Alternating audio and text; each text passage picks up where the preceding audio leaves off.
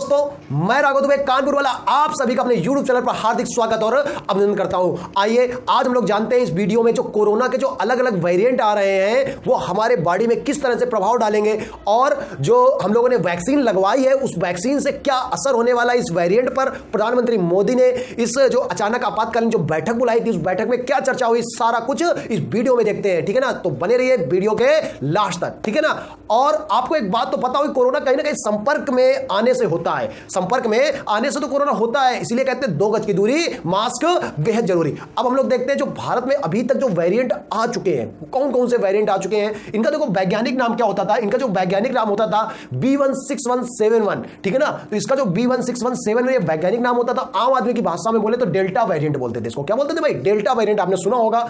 और दूसरा वायरस भारत में आया था B16172, इसको बोलते हैं कप्पा वेरिएंट। आपने एक वेरिएंट और सुना होगा डेल्टा प्लस वेरिएंट, जो कि आपको देखा होगा कि फरवरी में आया था, 2022 के आसपास आया था डेल्टा प्लस वेरिएंट। लेकिन भारत में वो बहुत कम देखने को मिला था, लेकिन वो बहुत ही खतरनाक था। अमेरिका में बहुत ज्यादा देखने को मिला, चीन में डेल्टा प्लस वेरिएंट देखने को मिला, फ्रांस में भी आपको डेल्टा प्लस वेरिएंट देखने को मिला, लेकिन ये खतरनाक बहुत ज्यादा था। अपने भारत में डेल्टा प्लस वेरिएंट की एक छोटी सी झलक देखने को मिली है। ये जो अभी जो ओमिक्रॉन वेरिएंट आया है, न्यू जो अपना वेरिएंट आया है ओमिक्रॉन BF7, ये कितना खतरनाक होने वाला है, किस तरह से प्रभाव डालता है, सारा कुछ देखते हैं। आपको एक इमेज दिखाई पड़ रही होगी।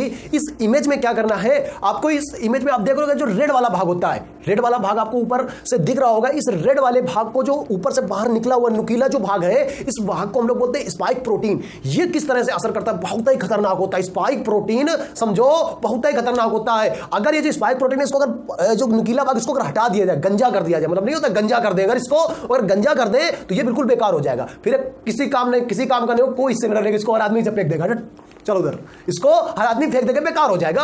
ठीक है ना, लेकिन अगर ये ऐसे अंदर शरीर के अंदर घुस गया तो फिर बड़ी टेंशन कर देता है। ये शरीर के अंदर इसका एक भाग जाता है, भाग कहां से जाता है ये भी बताते हैं आपको। ये आपकी स्क्रीन से भी जा सकता है, आपकी स्क्रीन से जा सकता है, आपके एक तरह से नोस्ट्रिल से भी जा सकता है। ठीक है ना, तो ये एक भाग अगर इसका शरीर में चला गया तो देखो दूसरा, देखो अपना रूप देखो, टूट गया अंदर जाकर क्या हुआ भाई, टूट गया। और अंदर जाकर जब टूट जाता है तो बताता है जेनेटिक मटेरियल। अब देखो टूटा हुआ भाग देखो अंदर आपको दिख रहा होगा, कुछ टूटा हुआ निकला है हरा टाइप का, तो ये जेनेटिक मटेरियल बना रहा है। अब ये जेनेटिक मटेरियल क्या करता है, जनरेशन क्रिएट कर देता है भाई। ये जाता है शरीर के अंदर, फोटोकॉपी मशीन पूछता है भाई फोटोकॉपी मशीन कहां है, न्यूक्लियस के पास जाता है भाई फोटोकॉपी मशीन कहां है। अब फोटोकॉपी मशीन पे क्या होता है, न्यूक्लियस पे जाता है, वहां पे क्या होता है कि प्रोटीन बनती है, अपने शरीर पे से प्रोटीन का निर्माण होता है, तो वहां पे प्रोटीन बनती है। अब प्रोटीन बनती है तो प्रोटीन की फोटोकॉपी हो रही थी, प्रोटीन को हटाता है, इसको अभी हम आ गए, अभी वो जाके उस पर फोटोकॉपी करता है, जाकर अभी जाके अपनी फोटोकॉपी कर रहा है और कई मात्रा में कोरोना वायरस के ये जो वेरिएंट गया है इनको बनाना चालू कर देता है। एक गया था 1 से 1000, 1 लाख, 1 करोड़ तक बना दिया। जब काफी मात्रा में बन जाता है तब वो कहता है अब ठीक है भाई, अब इसका काम तमाम करेंगे आदमी का। फिर ये फेफड़े पे आप देख रहे हो, लंग्स अपने जो है फेफड़े हैं, इन फेफड़ों के अंदर घुस गया। अब आदमी को सांस लेने में दिक्कत हो गई, अब आदमी सांस नहीं ले पा रहा, अब दिक्कत हो गई सांस लेने में। तो सांस लेने में जब दिक्कत होने लगी तभी अपना इम्यूनिटी सिस्टम जागता है। अभी ये कहा गया भाई सांस नहीं ले पा रहे भाई, इम्यूनिटी सिस्टम जागा अपना, और जागने के बाद क्या हुआ, जाग गया भाई, ये कहा गया वो तो जो भी है ससुरा खतरनाक बहुत है भाई, ये खतरनाक है, सांस नहीं ले रहे, मारो इसको, निपटाओ। देखो कैसे लड़ रहा है, अपना इम्यूनिटी सिस्टम इस तरह से कोरोना से लड़ना चालू कर देता है भाई। लड़ने के बाद जब लड़ता है, मार ही नहीं पा रहा है, तो सोचता है कि कहा